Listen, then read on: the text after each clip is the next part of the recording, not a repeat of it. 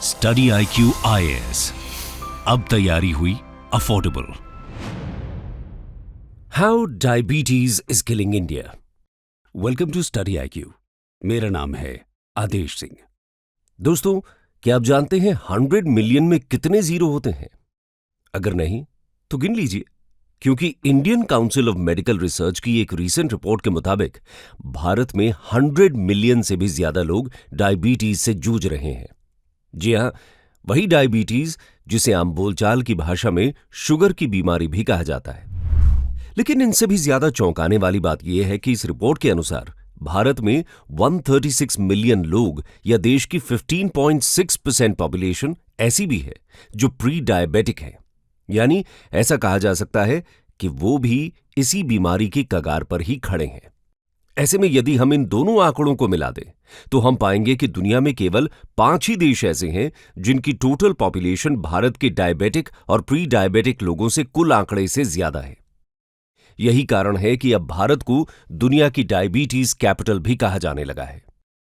और ऐसा हो भी क्यों ना, केवल 2019 से 2021 के बीच ही भारत में 3 करोड़ से ज्यादा लोग डायबिटीज के पेशेंट्स बन गए हैं। यहां तक कि रीसेंट रिपोर्ट्स के मुताबिक देश में होने वाले 65% डेथ्स डायबिटीज जैसी नॉन कम्युनिकेबल डिजीज की वजह से ही हैं। मगर अब प्रश्न यह उठता है कि ऐसा हो क्यों रहा है, और आखिर भारत में डायबिटीज का यह प्रकोप इस तरह से क्यों बढ़ता जा रहा है। आइए आज हम इसी विषय पर चर्चा करते हैं और समझने की कोशिश करते हैं कि कैसे ये डायबिटीज भारत को अंदर से खोखला बना रही है। लेकिन आज का हमारा ये डिस्कशन शुरू करने से पहले हम आपको ये बता दें कि ये टॉपिक आपके यूपीएससी मेंस जीएस पेपर 1 के सोसाइटी, जीएस पेपर 2 के पब्लिक हेल्थ और एसए से रिलेटेड सेक्शन के पर्सपेक्टिव से भी इंपॉर्टेंट है। What we should know about diabetes. दोस्तों, यूं तो हम सबने डायबिटीज का नाम सुना है, लेकिन क्या आप वाकई इसके बारे में जानते हैं कि आखिर डायबिटीज या शुगर की बीमारी का एग्जैक्ट मैकेनिज्म क्या है और इसके कॉमनली फाउंड टाइप्स क्या हैं? तो चलिए सबसे पहले तो हम यही जान लेते हैं। दोस्तों, डायबिटीज एक क्रॉनिक या लॉन्ग लास्टिंग हेल्थ कंडीशन है। ये एक नॉन कम्युनिकेबल डिजीज है, यानी ये एक व्यक्ति से दूसरे व्यक्ति को इन्फेक्शन या कॉन्टैक्ट के थ्रू ट्रांसमिट नहीं होती। डायबिटीज को एक तरह का मेटाबॉलिक डिसऑर्डर कहा जा सकता है, जिसमें हमारे शरीर में मौजूद पैंक्रियाज ग्लैंड की वर्किंग अफेक्ट होती है। यही पैंक्रियाज हमारी बॉडी में इंसुलिन नामक हार्मोन जनरेट करते हैं, और यही इंसुलिन हमारी बॉडी में शुगर या ग्लूकोज लेवल को कंट्रोल करता है, जिसे मेंटेन करने के लिए ये सेल्यूलर ग्लूकोज अपटेक, कार्बोहाइड्रेट्स का रेगुलेशन, लिपिड और प्रोटीन का मेटाबॉलिज्म और साथ ही सेल डिवीजन और उनके ग्रोथ को प्रमोट करने का भी काम करता है। यही नहीं, इंसुलिन हमारी बॉडी के मेटाबॉलिज्म में भी एक की रोल प्ले करता है, जहां वो लिवर, मसल और फैट सेल्स को ग्लूकोज की अप्रोप्रिएट क्वांटिटी स्टोर करने में हेल्प करता है, जिसकी बॉडी को डायरेक्टली जरूरत नहीं होती, और जो ग्लूकोज बाद में हमारी बॉडी को एनर्जी प्रोवाइड करने का काम कर सकता है। मगर डायबिटीज के चलते पैंक्रियाज या तो इनफ इंसुलिन प्रोड्यूस नहीं कर पाता या फिर इंसुलिन को इफेक्टिवली यूज नहीं कर पाता, जिसके चलते हमारे ब्लड में लंबे समय तक हाई ग्लूकोज या शुगर लेवल बना रहता है। और पैंक्रियाज के इसी मैलफंक्शन की वजह से हमें डायबिटीज के 2 कॉमन टाइप्स देखने को मिलते हैं। जहां टाइप 1 डायबिटीज उस मेडिकल कंडीशन को कहते हैं जहां पैंक्रियाज से इंसुलिन का इनसफिशिएंट प्रोडक्शन और सिक्रीशन देखने को मिलता है। ऐसा माना जाता है कि यह मेडिकल कंडीशन बॉडी के ऑटो इम्यून रिएक्शन की वजह से होती है। टाइप 1 डायबिटीज का ऑनसेट जनरली छोटे बच्चों और यंग एडल्ट्स में ही देखने को मिल जाता है। साथ ही आंकड़े बताते हैं कि डायबिटीज के 5 से 10% पेशेंट्स ही टाइप 1 डायबिटीज के शिकार होते हैं, जबकि डायबिटीज के 90 से 95% पेशेंट्स टाइप 2 डायबिटीज के शिकार होते हैं, जहां पेशेंट की बॉडी प्रोड्यूस्ड इंसुलिन को प्रॉपर्ली यूज नहीं कर पाती, जिससे ब्लड में शुगर लेवल मेंटेन नहीं रह पाता। हालांकि ऐसा माना जाता है कि टाइप 2 डायबिटीज मिडिल एज्ड या एल्डरली पॉपुलेशन में ही देखने को मिलती है। लेकिन इंडियन पॉपुलेशन पर की गई रीसेंट स्टडीज ये बताती हैं कि भारत में 20s और 30s की एज के यूथ के बीच टाइप 2 डायबिटीज का ग्राफ तेजी से ऊपर जा रहा है, जहां आईसीएमआर की रिपोर्ट बताती है कि 25 साल से कम उम्र के डायबिटिक यूथ में से 25.3% इंडिविजुअल्स टाइप 2 डायबिटीज से जूझ रहे हैं, जिसे लेकर हेल्थ एक्सपर्ट्स का मानना है कि यदि यूथ के बीच तेजी से फैलते डायबिटीज को अर्ली स्टेज पर डायग्नोज और मैनेज न किया गया तो इससे आगे जाकर उनमें क्रॉनिक डिजीज के डेवलप होने का खतरा बढ़ सकता है, क्योंकि इंडियन यूथ में बढ़ते डायबिटीज को उनमें हार्ट स्ट्रोक, कार्डियक अरेस्ट और किडनी डिजीज के बढ़ते अंदेशे से भी जोड़कर देखा जाता है, जिससे भारत की फ्यूचर जनरेशन की लाइफ एक्सपेक्टेंसी पर भी बुरा असर पड़ सकता है।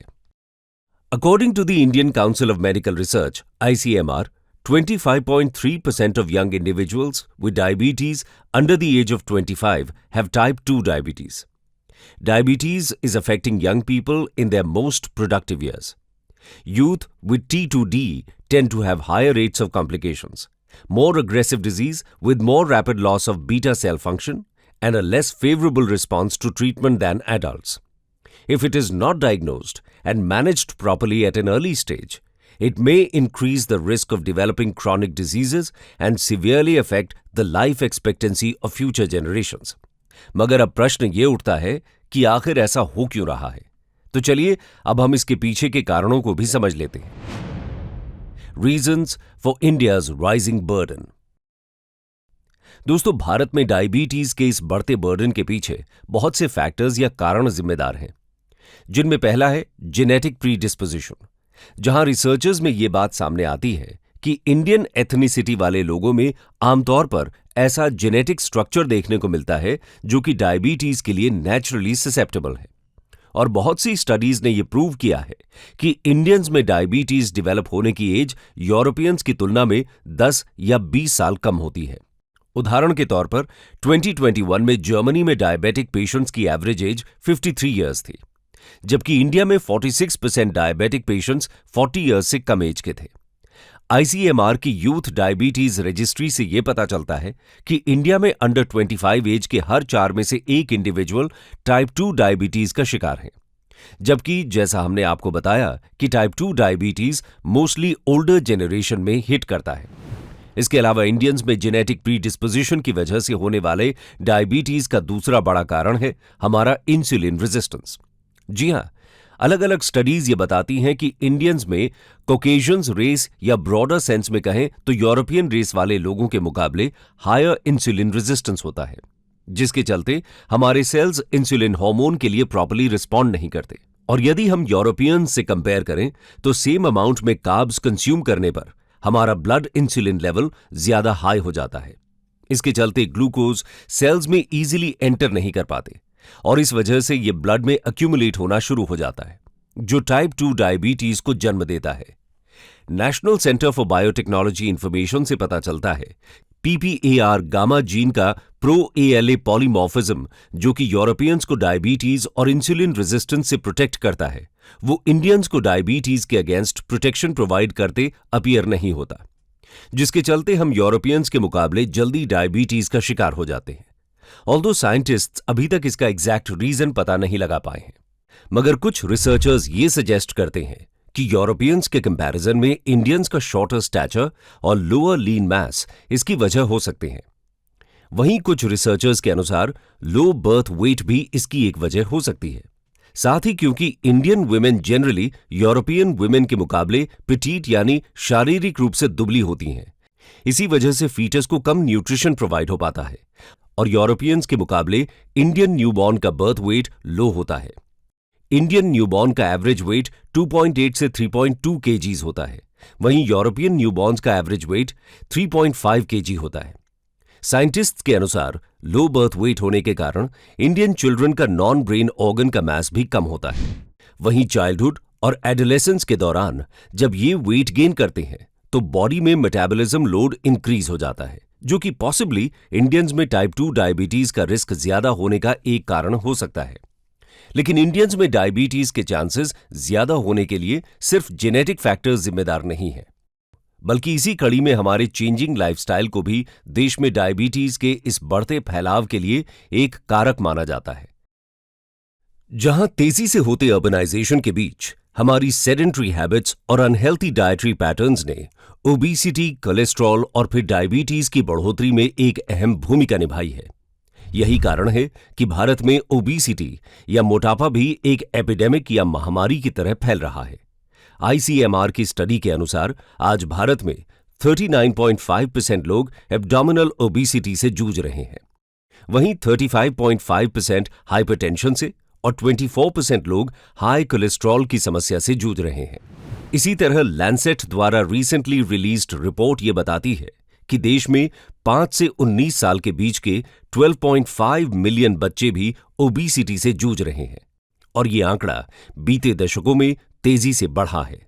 यही नहीं, बीते दशकों में इंडिया में भी वेस्टर्न सोसाइटी की तरह लोग प्री प्रोसेस्ड और पैकेज्ड फूड कंज्यूम करना प्रेफर कर रहे हैं और समय के साथ ट्रेडिशनल इंडियन फूड की पॉपुलैरिटी कम होती जा रही है। जबकि एक्सपर्ट्स के अनुसार ट्रेडिशनल इंडियन डाइट के मल्टीपल हेल्थ बेनिफिट्स होते हैं, जैसे कि ये बॉडी में इम्यूनिटी डेवलप करने और ब्रेन की हेल्थी फंक्शनिंग में हेल्प करते हैं। ट्रेडिशनल इंडियन डाइट की दूसरी बड़ी खासियत है सीजनल फूड पर एम्फेसिस। जैसे कि ठंड के दिन में जब सरसों की फसल तैयार हो जाती है तो लोग सरसों की अलग अलग डिशेस बनाकर खाया करते थे। साइंटिफिकली सीजनल फूड को अच्छा माना जाता है क्योंकि हमारी बॉडी का रिक्वायरमेंट सीजन अनुसार बदलता रहता है। जैसे ठंड के दिन में लोग ड्राई फ्रूट्स खाते हैं जिससे बॉडी वार्म रह सके, वहीं गर्मियों में पानी वाले फल और सब्जियां जैसे वाटरमेलन और क्यूकम्बर आदि खाते हैं जिससे बॉडी में वाटर का बैलेंस बना रहे। लेकिन आज के टाइम में सीजनल फूड जैसा कुछ रहा ही नहीं है, बल्कि इंडिया में आज ग्लोबलाइजेशन और वेस्टर्नाइजेशन की वजह से ट्रेडिशनल फूड फास्ट फूड द्वारा रिप्लेस हो रहे हैं। आज की जनरेशन हाई कैलोरी और फैट से भरे हुए पिज्जा, बर्गर्स और हॉट डॉग्स जैसे जंक फूड खाना पसंद करती है। इंडिया में currently fast food industry 18% compound annual growth rate से इंक्रीज हो रही है। एनएसएसओ के मुताबिक आज इंडियंस अपने टोटल एक्सपेंडिचर का 2.1% फास्ट फूड पर स्पेंड करते हैं, जो कि फ्रूट्स और वेजिटेबल्स पर स्पेंड किए गए अमाउंट से भी ज्यादा है। दूसरी ओर आंकड़े बताते हैं कि आज की स्थिति में डायबिटीज भारत में अर्बन सेंट्रिक डिजीज नहीं रह गई है, बल्कि अगर हम डायबिटीज के ट्रेंड्स पर नजर डालें तो हमें पता चलता है कि भले ही आज अर्बन एरियाज में डायबिटीज का प्रमोशन ज्यादा हो, लेकिन प्री डायबिटिक्स के मामले में रूरल एरियाज अर्बन एरियाज से आगे हैं। ऐसे में यह कहा जा सकता है कि डायबिटीज को लेकर धीरे धीरे अर्बन रूरल डिवाइड खत्म होता जा रहा है, जहां रूरल एरियाज में भी डायबिटीज की ग्रोथ काफी प्रेवलेंट है। और ऐसा इसलिए है क्योंकि आईसीएमआर की रीसेंट रिपोर्ट बताती है कि हमारे देश में प्री डायबिटीज से डायबिटीज का कन्वर्जन रेट काफी ज्यादा है। यही नहीं, 2023 में the Lancet diabetes and endocrinology द्वारा रिलीज्ड एक स्टडी के अनुसार आने वाले 5 सालों में देश की 60% pre diabetic population diabetic category में पहुंच जाएगी, जिसमें इस स्टडी की lead author doctor RM. Anjana का कहना है कि भारत जैसे देश के लिए ये एक टिकिंग टाइम बॉम्ब इसलिए भी है क्योंकि भारत की ज्यादातर पॉपुलेशन रूरल एरियाज में ही रहती है और देश की प्री डायबिटिक पॉपुलेशन में हमें कोई रूरल अर्बन डिवाइड देखने को नहीं मिलता। यानी जाहिर है कि आने वाले समय में देश में डायबिटीज के फैलाव को रोकने के लिए हमें रूरल एरियाज पर और भी ज्यादा ध्यान देने की जरूरत होगी। इसके अलावा डायबिटीज के राइजिंग ट्रेंड को भारत और भारतीयों के सोशो इकोनॉमिक फैक्टर्स से भी जोड़कर देखा जाता है, जहां एक ओर हेल्थ केयर के लिमिटेड एक्सेस, डायबिटीज को लेकर लैक ऑफ अवेयरनेस और इन जनरल रिसोर्सेज कंस्ट्रेंट्स की वजह से डायबिटीज के डायग्नोसिस और ट्रीटमेंट इनिशिएशन में भी दिक्कत सामने आती है। यही नहीं, एक बार डायग्नोसिस को जानने के बाद भी रिसोर्स कंस्ट्रेंट्स की वजह से डायबिटीज के पेशेंट्स में डायबिटीज का मैनेजमेंट डिफिकल्ट साबित होता है, जबकि डायबिटीज को लेकर इन जनरल समाज में अवेयरनेस को बढ़ावा देना इसलिए भी जरूरी है क्योंकि खासतौर पर टाइप 2 डायबिटीज के केस में अक्सर ऐसा देखने को मिलता है कि ये रोग हेरेडिटी में यंगर जेनरेशन को पास ऑन होता है, जिससे भारत में बढ़ता डायबिटीज अभी से हमारी फ्यूचर जेनरेशंस के लिए भी एक बड़ा खतरा बनता जा रहा है। इसके अलावा रीसेंट स्टडीज बताती हैं कि देश में बढ़ते डायबिटीज के पीछे हमारे हवा में बढ़ता प्रदूषण भी एक बड़ा कारण है, जहां अपनी तरह की पहली स्टडी में यह बात सामने आती है कि हवा में PM 2.5 पार्टिकल्स का हायर कॉन्सेंट्रेशन भी भारत में इंक्रीज्ड ब्लड शुगर लेवल्स और टाइप 2 डायबिटीज को जन्म दे रहा है। मगर अब प्रश्न ये उठता है कि आखिर इस समस्या का हल क्या है? तो चलिए अब हम भारत के इस राइजिंग डायबिटिक बर्डन को कम करने के कुछ उपायों पर भी गौर कर लेते हैं। How can we address India's rising burden of diabetes? दोस्तों, यदि हमें भारत में डायबिटीज के राइजिंग बर्डन को कम करना है तो हमें इस पर दो अलग अलग फ्रंट्स पर काम करना होगा, जिसमें पहला फ्रंट होना चाहिए कि भारत में डायबिटीज की बढ़ने की गति पर रोकथाम लगाई जा सके। इसमें पहला फ्रंट है कि हम डायबिटीज को लेकर जनता के बीच अवेयरनेस फैलाने का काम करें, क्योंकि जैसे जैसे जनता के बीच डायबिटीज को लेकर अवेयरनेस बढ़ेगी, वैसे वैसे इसके अर्ली डिटेक्शन और डायग्नोसिस को भी इंश्योर किया जा सकेगा। हमारे लिए ऐसा करना इसलिए भी जरूरी है क्योंकि 2019 में public health foundation of India PHFI, the Madras diabetes research foundation MDRF Chennai और Harvard school of public health द्वारा की गई एक स्टडी से ये बात पता चलती है कि भारत में ऑलमोस्ट 50% लोगों को ये बात पता ही नहीं थी कि वो डायबिटिक हैं, जिसमें एक बड़ा प्रोपोर्शन रूरल एरियाज में रहने वाले लोगों का था। इसलिए जब तक भारत में डायबिटीज जैसी बीमारी को लेकर अवेयरनेस बढ़ेगी नहीं, तब तक इस पर रोक लगा पाना मुश्किल होगा। ऐसे में यह जरूरी है कि सरकार स्कूल्स, कॉलेजेस के बच्चों में जागरूकता फैलाने से लेकर पब्लिक ब्रॉडकास्ट के जरिए डायबिटीज को लेकर जनता को एजुकेट और अवेयर बनाने की दिशा में कुछ ठोस कदम उठाए। यही नहीं, जनता में डायबिटीज के इंसिडेंट्स को रोकने के लिए प्रॉपर टेस्टिंग के जरिए इसे स्क्रीन किया जाना भी जरूरी है। इसके अलावा डायबिटीज के खिलाफ इस लड़ाई में हमें सरकार की ओर से प्रॉपर पॉलिसी इंटरवेंशंस की भी जरूरत है, जिससे ऐसे अनहेल्थी और अनरेगुलेटेड प्रोडक्ट्स को मार्केट में आने से रोका जा सके जो डायबिटीज को बढ़ावा देते हैं। हालांकि इंडियन गवर्नमेंट और FSSAI की गाइडलाइंस भी इस बात को इंश्योर करती हैं कि मार्केट में मिलने वाले सभी फूड प्रोडक्ट्स पर उनके कंटेंट जैसे शुगर, कैलोरीज, फैट इत्यादि के परसेंटेज मार्क्ड हों। लेकिन इसके बाद भी कंपनीज इन रूल्स को या तो प्रॉपर्ली फॉलो नहीं करती या फिर एडवर्टाइजमेंट्स की आड़ में अपने अनहेल्थी स्टेटस को जनता से छुपाती हैं। उदाहरण के लिए, एक मार्केट रिसर्च के अनुसार भारत में बच्चों को टारगेट करने वाली ज्यादातर हेल्थ ड्रिंक्स में प्रोसेस्ड शुगर की क्वांटिटी अलार्मिंगली हाई है, जिसके चलते न तो इन्हें कंज्यूम करना हेल्थी है और न ही इनमें वो न्यूट्रिशंस मौजूद हैं जो इनके एडवर्टाइजमेंट्स में क्लेम किए जाते हैं। ऐसे में हमें ऐसे प्रोडक्ट्स को मार्केट में आने से और इनके मिसलीडिंग एडवर्टाइजमेंट्स को रोकने की जरूरत है, और इसके लिए हम साउथ अफ्रीका, नॉर्वे और मेक्सिको जैसी कंट्रीज से भी सीख ले सकते हैं, जहां बाय लॉ इस बात को इंश्योर किया गया है कि उन सभी फूड प्रोडक्ट्स और बेवरेजेस पर अनहेल्थी या एक्सेस शुगर जैसे लेबल्स लगाए जाएं जिनमें शुगर या फैट की क्वांटिटी हेल्थी मार्जिन से ज्यादा है, जिससे कंज्यूमर्स इन्हें सिलेक्ट करते हुए एक इन्फॉर्म्ड डिसीजन ले सकें। साथ ही डायबिटीज के खिलाफ इस लड़ाई में इस बीमारी से जूझ रहे लोगों के लिए सरकार को क्वालिटी हेल्थ केयर का एक्सेस प्रोवाइड करने और हेल्थ केयर इंफ्रास्ट्रक्चर को इंप्रूव करने की भी जरूरत है, जहां विशेष रूप से आंगनवाड़ी केंद्रों और रूरल एरियाज में स्थित प्राइमरी हेल्थ क्लिनिक्स में भी डायबिटीज को डिटेक्ट करने और इसकी रोकथाम से जुड़ी सेवाएं प्रोवाइड करने की व्यवस्था की जानी चाहिए। हालांकि इस दिशा में 2010 में ही सरकार ने NPCDCS यानी national programme for prevention and control of cancers, diabetes, cardiovascular diseases and stroke को लॉन्च कर दिया था, जिसके जरिए इन बीमारियों के डायग्नोसिस और कॉस्ट इफेक्टिव ट्रीटमेंट के लिए अलग अलग लेवल्स पर मौजूद हेल्थ केयर सेंटर्स पर सपोर्ट प्रोवाइड किया जा रहा है। साथ ही हाल ही में गवर्नमेंट द्वारा लॉन्च्ड प्रधानमंत्री भारतीय जन औषधि परियोजना और प्रधानमंत्री जन आरोग्य योजना भी डायबिटिक पेशेंट्स को अप्रोप्रिएट सपोर्ट प्रोवाइड करा रहे हैं। जबकि 2013 में सरकार द्वारा लॉन्च्ड नेशनल हेल्थ मिशन और 2018 में FSSAI द्वारा launched eat right India movement भी इसी दिशा में उठाए गए कुछ पॉजिटिव स्टेप्स हैं।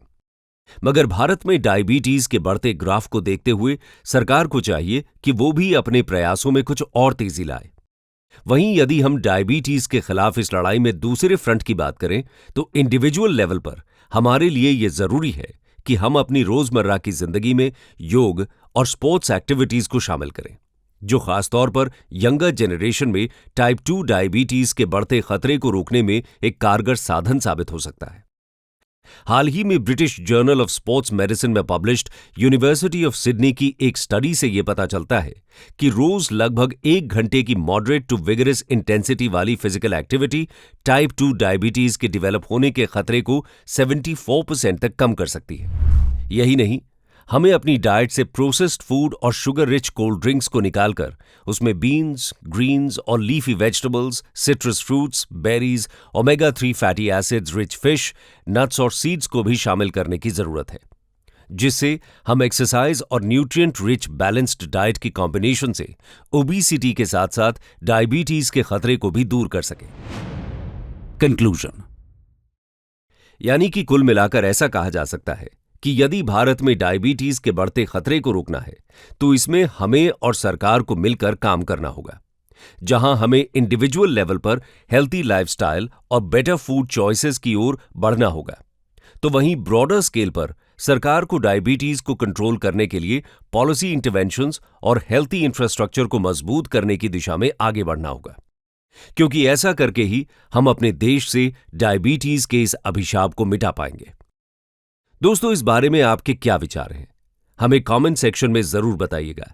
इसी के साथ अपने वीडियो डिस्कशन को हम यहीं समाप्त करते हैं, लेकिन जाते जाते यूपीएससी एग्जामिनेशन के रेलेवेंस को देखते हुए इस टॉपिक से जुड़ा एक सवाल आपके लिए छोड़े जा रहे हैं, और वो सवाल है, besides being a moral imperative of the welfare state, primary health structure is a necessary precondition for sustainable development. Analyze. Study IQ IAS. अब तैयारी हुई अफोर्डेबल।